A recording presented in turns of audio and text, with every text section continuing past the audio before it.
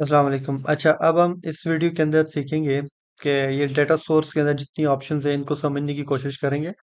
इसमें सबसे पहली जो ऑप्शन आ जाती है कैटलॉग। अब कैटलॉग क्या है? कैटलॉग की एग्जांपल मैं आपको इस तरह दूंगा कि एक वेबसाइट है, उसके ऊपर मल्टीपल प्रोडक्ट्स हैं हमारे पास, ठीक है।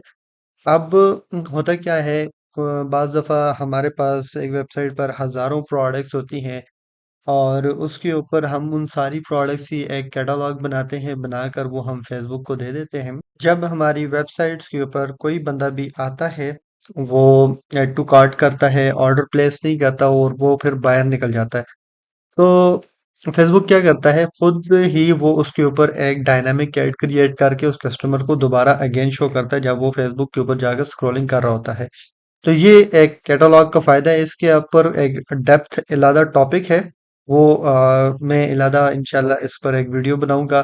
फिलहाल आप सिर्फ इतना समझें कि कैटलॉग को क्रिएट कैसे करना है। क्रिएट न्यू पर क्लिक करेंगे, कैटलॉग नेम लिखेंगे, ठीक है। उसके बाद आपने यहाँ पर अपना अपना मॉडल वगैरह सेलेक्ट कर लेना है, ऑनलाइन प्रोडक्ट्स हैं, ठीक है। कैटलॉग का नेम और क्रिएट कर लिया, ठीक है।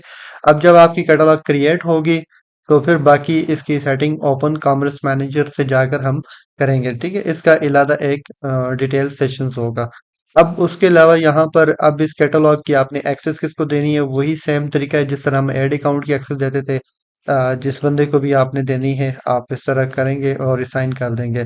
किसी पार्टनर्स को देनी है, ठीक है, वो भी आप यहाँ से कर सकते हैं। ऐड आइटम्स आप यहाँ से कर सकते हैं। तो ऐड आइटम पर क्लिक करेंगे तो वो आपको कॉमर्स मैनेजर के सेक्शन पर लेकर चला जाएगा। अब यहाँ पर नेक्स्ट हमारे पास एसोसिएट सोर्स आ।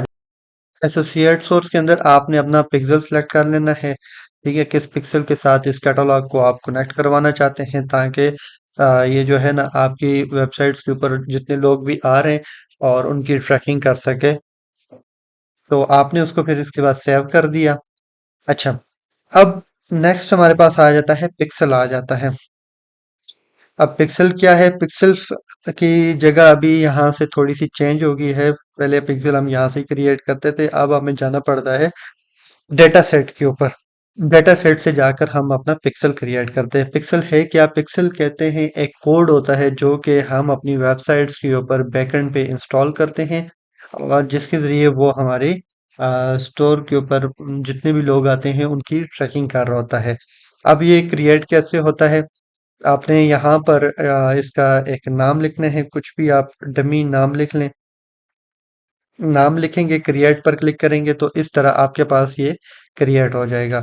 बाकी इसकी सेटिंग्स हम सीखेंगे जब हम शॉपिफाई के ऊपर वर्किंग कर रहे होंगे। पिक्सल को कनेक्ट कैसे करना है वहां पर हम सीख लेंगे। अच्छा, यहाँ पर आपने ऐड पीपल पर क्लिक करके फिर इसकी भी एक्सेस उसी तरह देनी है जिसको भी आपने देनी है।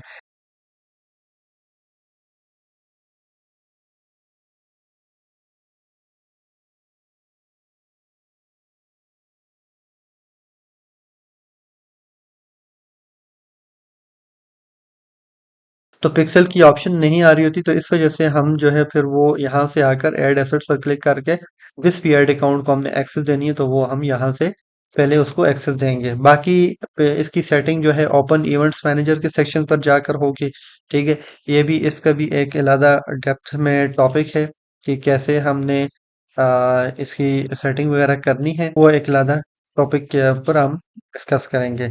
अच्छा, अब इसके बाद ये custom conversion, event source group और ये बिजनेस एसेट्स, ये अब इसकी ज़रूरत नहीं है, ये इसमें ही मर्ज हो गया, ठीक है ना, बिजनेस एसेट्स ग्रुप्स के अंदर। अच्छा, अब शेयर्ड ऑडियंस, ठीक है, ये सारी चीज़ें हम नेक्स्ट लेवल के ऊपर जब हम एड्स क्रिएट करेंगे, वो लोकल लाइक ऑडियंस और ये चीज़ें बना रहे होंगे तो उसके अंदर हम इन डेप्थ ये चीज़ें सारी डिस्कस कर लेंगे। यहाँ पर जो समझने की मेन चीज़ें ये थी, क्या आपको किसी के अकाउंट की एक्सेस देनी आनी चाहिए, यूजर के अंदर क्या है, अकाउंट्स के अंदर क्या क्या होता है, पिक्सल क्या है, कैटलॉग्स, कैटलॉग्स का भी अलग टॉपिक है। और उसके अलावा डेटा सेट्स के ऊपर पिक्सल कैसे क्रिएट करना है, ये चीज़ आपको आनी चाहिए। नेक्स्ट हमारे पास ब्रांड सेफ्टी के अंदर डोमेन्स डोमेन्स को वेरीफाई कैसे करना है। कोई भी आपकी डोमेन है आप उसको यहाँ पर डालेंगे। जैसे मैं यहाँ पर एक डोमेन डाल देता हूँ और उसका, ये मैंने डोमेन यहाँ पर डाल दी। उसके बाद आप इसको कॉपी करेंगे इसको लिंक को कॉपी करके आपने अपनी स्टोर में जाकर उसके हेडर सेक्शन के अंदर इसको डाल देना है। ये जो हेडर का सेक्शन होता है, इसके नीचे स्पेस देकर आपने डालनी है और वहां पर जाकर ये पेस्ट करनी है और फिर वापस दोबारा यहाँ पर आकर आपने वेरीफाई कर लेनी है। बाज़ दफ़ा ये उसी टाइम वेरीफाई नहीं होती, 24 आवर्स के अंदर अंदर ये दोबारा वेरीफाई हो जाती है। अब और इसके अंदर जो चीज़ें इम्पोर्टेंट हैं वो है बिलिंग एंड पेमेंट्स का सेक्शन। ये सबसे ज़्यादा इम्पोर्टेंट है। इसके अंदर मैं आपको समझा देता हूँ क्या क्या चीज़ें होती हैं। यहाँ पर आपने अपनी पेमेंट मेथड्स अपना ऐड करना है। जो भी आपका पेमेंट मेथड होगा उसको आप यहाँ पर ऐड करेंगे। ये हमारे पास जितने भी ऐड अकाउंट हैं वो यहाँ पर शो हो रहे होंगे। ठीक है, उसके बाद आपने यहाँ पर अपना पेमेंट मेथड ऐड करना है, अपने कार्ड का नंबर और उसका सीसीवी और एक्सपायरी आपने डालनी है, तो वो आपका कार्ड यहाँ पर ऐड हो जाएगा। अब ये एक ऐड अकाउंट है, इसके अलावा ये दूसरा ऐड अकाउंट है। ठीक है, दोनों ऐड अकाउंट अलग-अलग हैं, तो दोनों के साथ आपने अपना पेमेंट मेथड ऐड कर देना है। जब आपका पेमेंट मेथड ऐड हो जाएगा, तो फिर ये जब आपकी स्पेंडिंग स्टार्ट होगी, तो फिर ऑटोमेटिकली आपकी ये डिडक्शन भी शुरू हो जाएगी। अब यहाँ से भी आप अपना पेमेंट मेथड ऐड कर सकते हैं। ये साइड के ऊपर आपके ऐड अकाउंट सारे आ रहे होते हैं। जिस ऐड अकाउंट के अंदर आपने जो पेमेंट मेथड ऐड करना है आप कर सकते हैं। ठीक है, फॉर एग्जांपल इस ऐड अकाउंट से आप डिफरेंट वो यूज कर रहे हैं, तो आप फिर वो डिफरेंट डिफरेंट किसी क्लाइंट्स के लिए यूज कर रहे हैं, तो उसके लिए फिर उसका पेमेंट मेथड आपने इस्तेमाल करना है। तो यहाँ से आपने ये पेमेंट्स की सेटिंग करनी है। नेक्स्ट इसके बाद हमारे पास जो चीज़ इम्पोर्टेंट है, बिजनेस इंफॉर्मेशन। आपकी ये बिजनेस की जो भी इंफॉर्मेशन है वो आपने यहाँ पर डाल देनी है। बाकी कोई रिक्वेस्ट आपको रिसीव होती है किसी से, कोई आपको अपने अकाउंट्स की रिक्वेस्ट देता है, ठीक है, जो भी है वो आपके पास यहाँ पर शो हो रही होंगी। तो ये था बिजनेस मैनेजर का एक सिंपल सा इंट्रोडक्शन। इसमें जो चीजें रहेगी हैं उनके ऊपर इलादा एक डेप्थ में टॉपिक्स हैं, तो वो इंशाल्लाह आने वाली लेक्चर्स के अंदर हम इलादा वन बाय वन उन चीजों को डिस्कस करेंगे।